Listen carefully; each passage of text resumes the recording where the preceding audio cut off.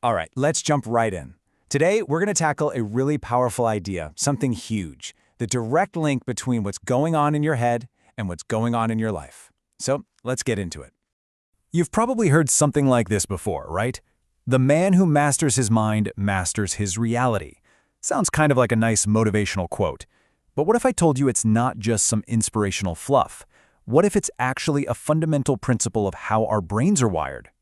Yeah, this isn't about wishful thinking or just, slapping a smile on and being positive. Nope, there's a real, actual mechanism at play here. That's it, exactly. It's a psychological principle. We're talking about how your mind is literally built and how you can actually learn to be the one in the driver's seat of your own experience. So, how does this all work? Okay, so here's the master premise, how your inner world creates your outer world. It all boils down to this really simple but profound truth. Your inner state, what you're thinking, where you put your focus, how you feel. That stuff directly shapes how you see the world, the decisions you make, and ultimately the results you get in your life. And this is the key. You have to get this part. You never, ever experience reality directly. Everything, and I mean everything that you see, hear, and feel gets run through this thing called your mental filter. It's like a lens you're always looking through. And that lens is what decides what you even notice, what you completely ignore, and whether you see something as a scary threat or an exciting opportunity. This is a perfect example. You have two people, but just one situation. So let's say a big project deadline at work suddenly gets moved up. The untrained mind? It immediately flips into danger mode, stress, panic. Oh no, I'm gonna fail. But the trained mind? It sees something totally different. It sees an opportunity, a chance to prove how efficient it is, to come up with a solution under pressure, a chance to really shine. It's the exact same event, but they are living in two completely different realities. And that's the whole secret right there. The difference is the mental framing, not the environment. Your power doesn't come from changing what's happening out there, but from mastering the frame you use to see it in here. So what's actually going on inside our heads to make this happen? All right, let's get into the inner mechanics, kind of like popping the hood and looking at your mind's operating system. How do we go from something happening out in the world, a trigger, to an action we take? Well, for most people, most of the time, it's pretty much an automatic process. This is what we call the default reaction. It's our factory setting, you could say. So, step 1, a trigger. Someone cuts you off in traffic. Step 2, emotion. Instant anger, right? And step 3, action. You slam on the horn, your blood pressure shoots up. It's just a simple, automatic, reactive loop. But here's where it gets interesting, the mastered response. This is where you insert a couple of absolutely game-changing steps. So you have the trigger, same as before, but then, look at this, you add awareness. This creates a tiny little pause, a gap, before the emotion completely takes over. And in that gap, you get a choice. And that little moment of choice, that's where all your power is. You still feel the anger, it's not about not feeling. But you get to choose whether or not to let it drive your car. So how do we actually control that choice? Well, it all comes down to attention. Your attention is basically the steering wheel of your mind. Seriously, wherever your attention goes, your behavior is going to follow. Whatever you point that steering wheel at consistently, that's the direction your whole life is going to go. And just look at the difference in attention control here. On one side, you have the untrained mind. It's distracted, it's reactive, it's basically addicted to stimulation. Its attention is getting pulled in a million different directions by every notification, every email, every random thought. But the trained mind, its attention is focused, it's intentional, it's directed.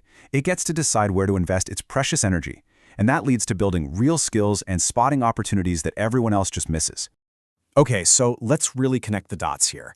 How does all this internal stuff, the dialogue in your head, the way you frame things, actually lead to real, tangible results in your life? Well, it all works through these incredibly powerful feedback loops. Let's start with the negative loop. It's a vicious cycle. It starts with just one thought. I can't handle this. That thought then drives behavior, right? You avoid the challenge. And the outcome of that avoidance? You miss a chance to grow. You don't learn anything new. And guess what? That just proves your original thought right. See? I couldn't handle it. It becomes a perfect self-fulfilling trap.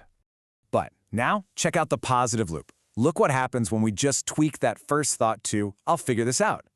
That simple change leads to a completely different behavior, engagement. You lean in, you tackle the problem. And the outcome? You build a new skill, you learn something, which then reinforces the belief that, hey, you can figure things out. We're talking about the same person, just a different loop leading to a totally different destiny. So here's the bottom line. Mind mastery really means becoming the editor of your own internal dialogue. You have to learn to catch those thoughts before they become your destiny. You've got to edit that script before it gets locked in as your reality. You know, they say success often depends on just staying in the game longer. And that's where this all comes in. A mastered mind doesn't panic under pressure. It problem solves. And that simple difference lets you stay in the game when everyone else is quitting.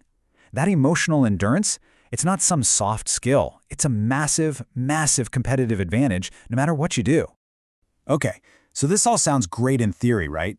But how do we actually do it? Let's talk about the practice of mastery, how to start governing yourself.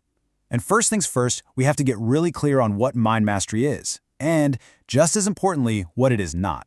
This is absolutely crucial. Mind mastery is not about suppressing your emotions. It's not about being a robot, being emotionless, or pretending everything is always positive. No way. It's the total opposite.